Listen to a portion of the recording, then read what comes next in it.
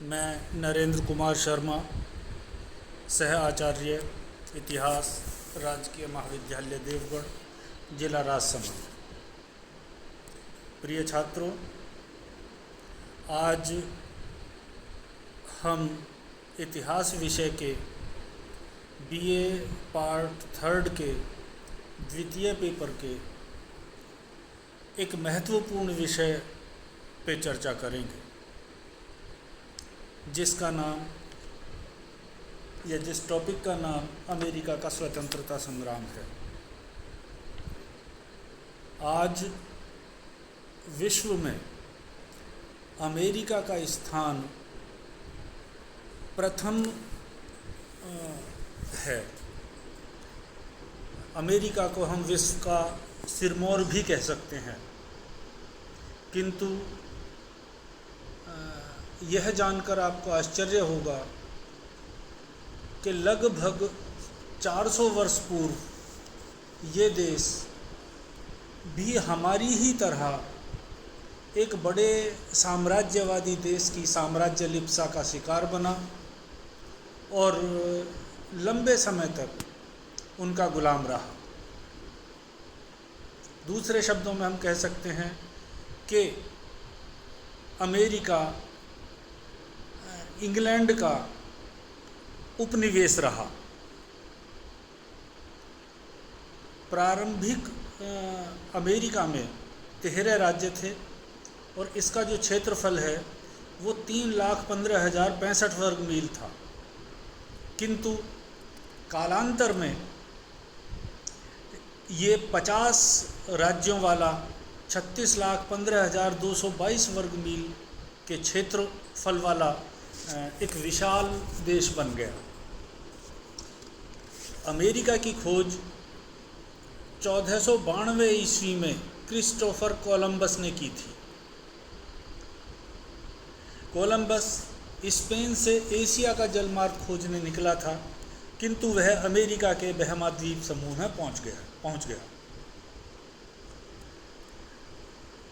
शुरू में स्पेन ने अमेरिका में अपना प्रभुत्व जमाया, जिसके पश्चात फ्रांस, हॉलैंड, पुर्तगाल, जर्मनी, स्वीडन, इंग्लैंड आदि देश ने भी अपने अपने उपनिवेश अमेरिका में स्थापित करने शुरू कर दिए और 18वीं शताब्दी के उत्तरार्ध तक आते आते संपूर्ण संयुक्त राज्य अमेरिका पर इंग्लैंड का प्रभुत्व स्थापित हो गया। इंग्लैंड सरकार की आर्थिक नीतियों के चलते अमेरिकी जनता में असंतोष व्याप्त होने लगा।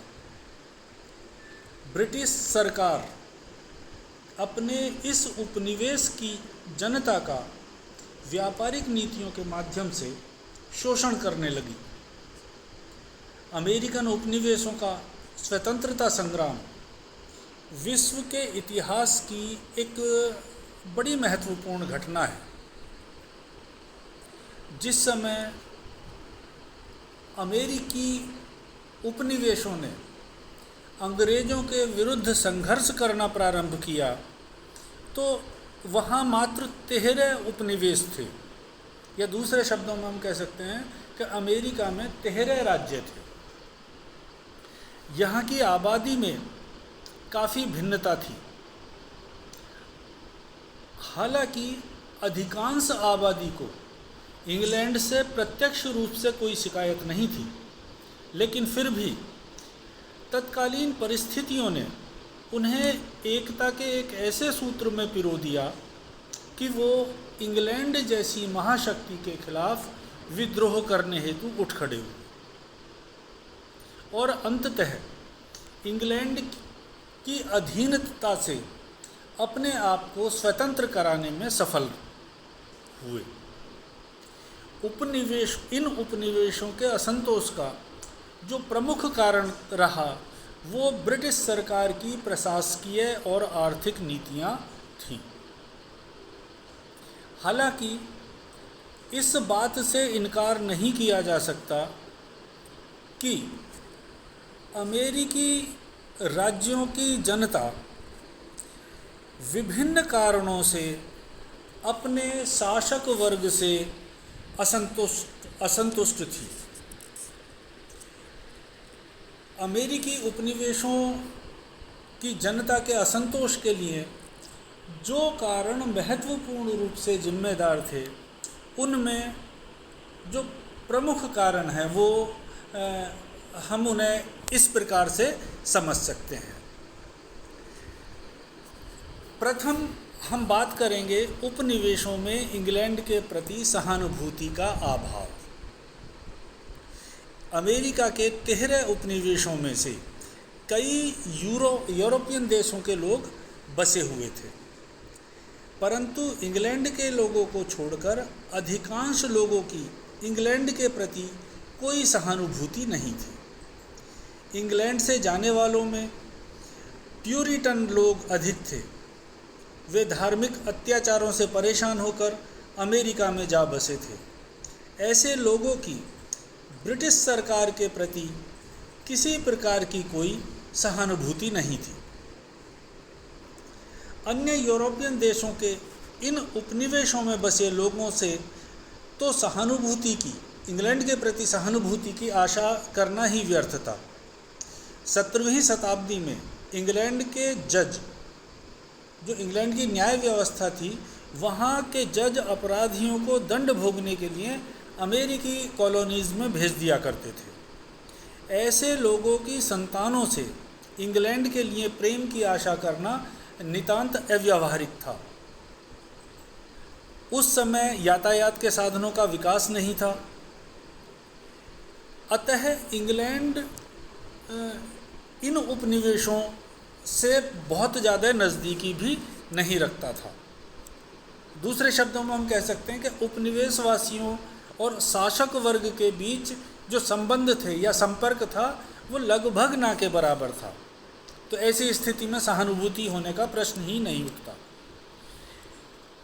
परिणाम स्वरूप जब उपनिवेशों ने इंग्लैंड के विरुद्ध विद्रोह किया तो इंग्लैंड के प्रति सहानुभूति रखने वाले लोगों की संख्या लगभग ना के बराबर थी। तो इस तरीके से उपनिवेशों में इंग्लैंड के प्रति सहानुभूति का अभाव एक बड़ा कारण था अमेरिका की क्रांति का। फिर जो दूसरा महत्वपूर्ण कारण है वो है अमेरिकियों में स्वतंत्रता की भावना। अमेरिकन उपनिवेशों के जो निवासी थे उनमें अधिकांश इंग्लैंड के लोग थे। वे अत्यधिक उत्साही, निर्भीक तथा स्वतंत्रता प्रेमी थे। उनका यह मानना था कि हम न्याय व समानता के सिद्धांत पर रहेंगे।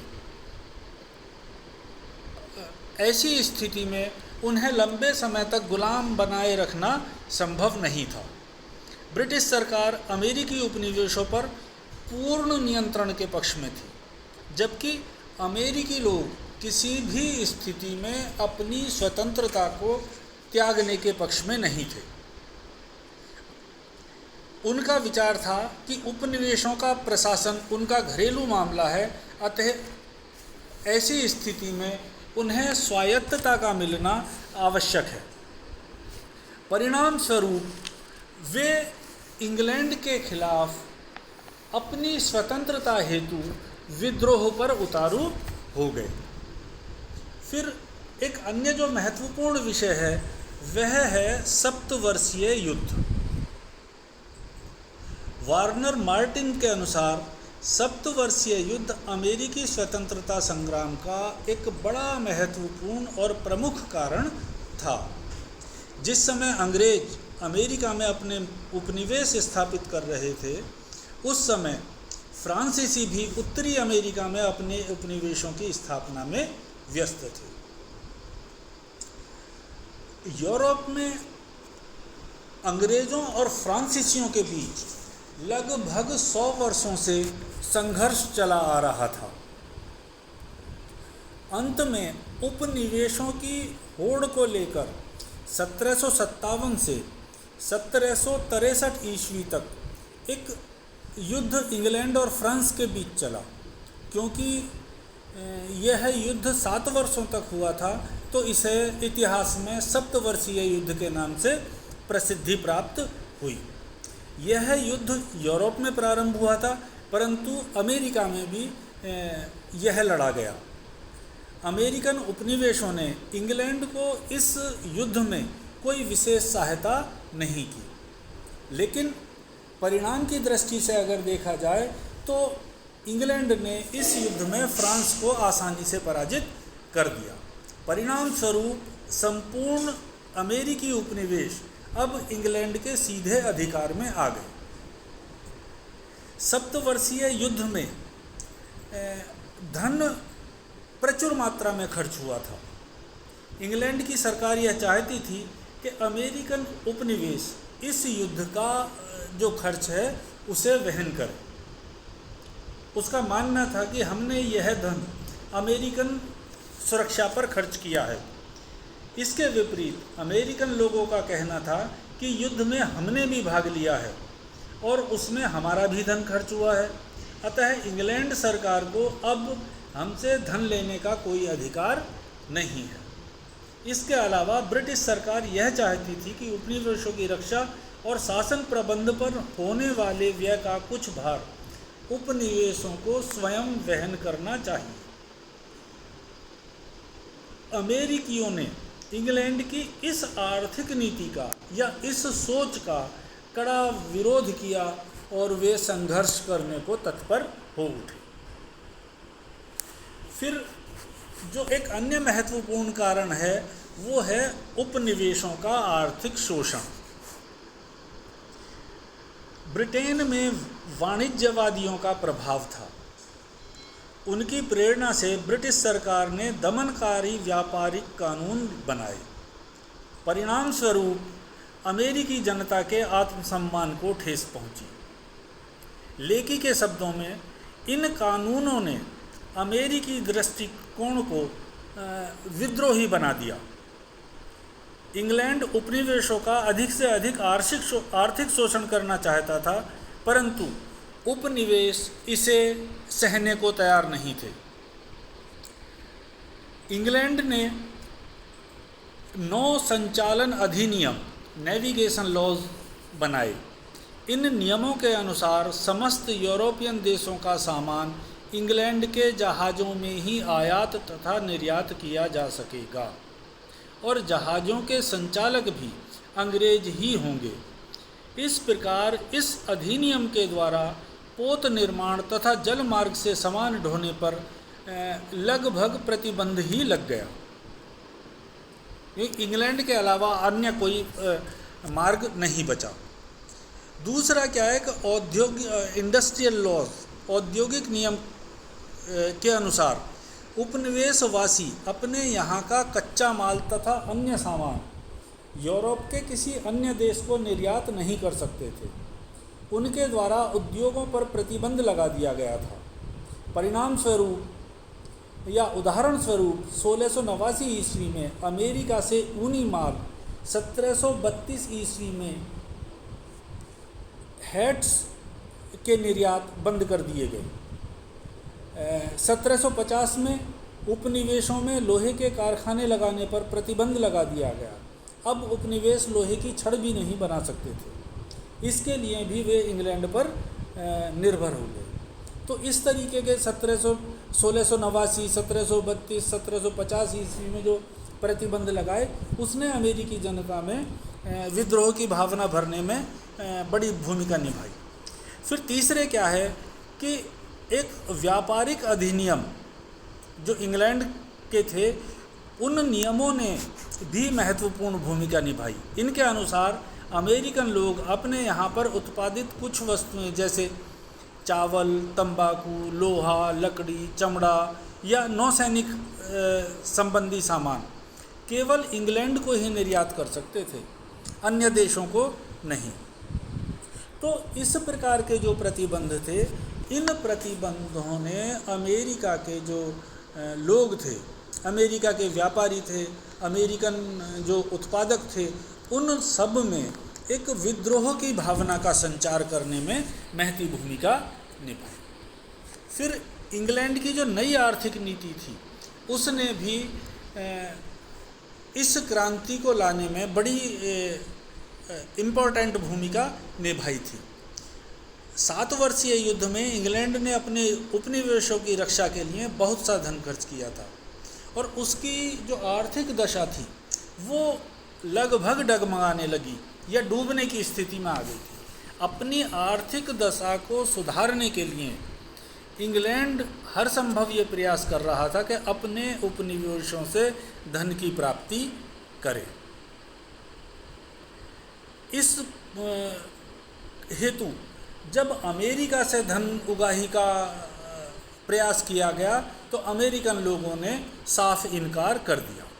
इस पे यह इंग्लैंड ने निश्चय किया कि व्यापारिक और नाविक नियमों का कड़ाई से पालन करके आर्थिक संकट को दूर करने के लिए कुछ अन्य अधिनियम भी पारित किए गए। इनमें एक है शक्कर अधिनियम, शुगर एक्ट। 1764 ईस्वी में इंग्लैंड की सरकार को यह बात पसंद नहीं थी कि उसके उपनिवेश फ्रांस की बस्तियों से कुछ भी सामान खरीदें। 1764 ईस्वी के पूर्व उपनिवेश के जो व्यापारी थे वो फ्रांसीसी वेस्ट इंडीज़ से चीनी खरीदते थे। इसका कारण था वहाँ से उन्हें चीनी सस्ती प्राप्त होती थी। 1764 के शुगर एक्ट के पारित होने के पश्चात उपनिवेशों में यह बात निश्चित कर दी गई कि ये लोग चीनी सिर्फ ब्रिटेन से ही खरीद सकेंगे। परिणाम स्वरूप इस शुगर एक्ट का अमेरिकी वासियों ने भरपूर विरोध किया। फिर दूसरा था मुद्रा अधिनियम, करेंसी एक्ट। उपनिवेशियों को पत्र मुद्रा जारी करने का अधिकार था, किंतु जिससे वे आसानी के साथ व्यापार कर सकें।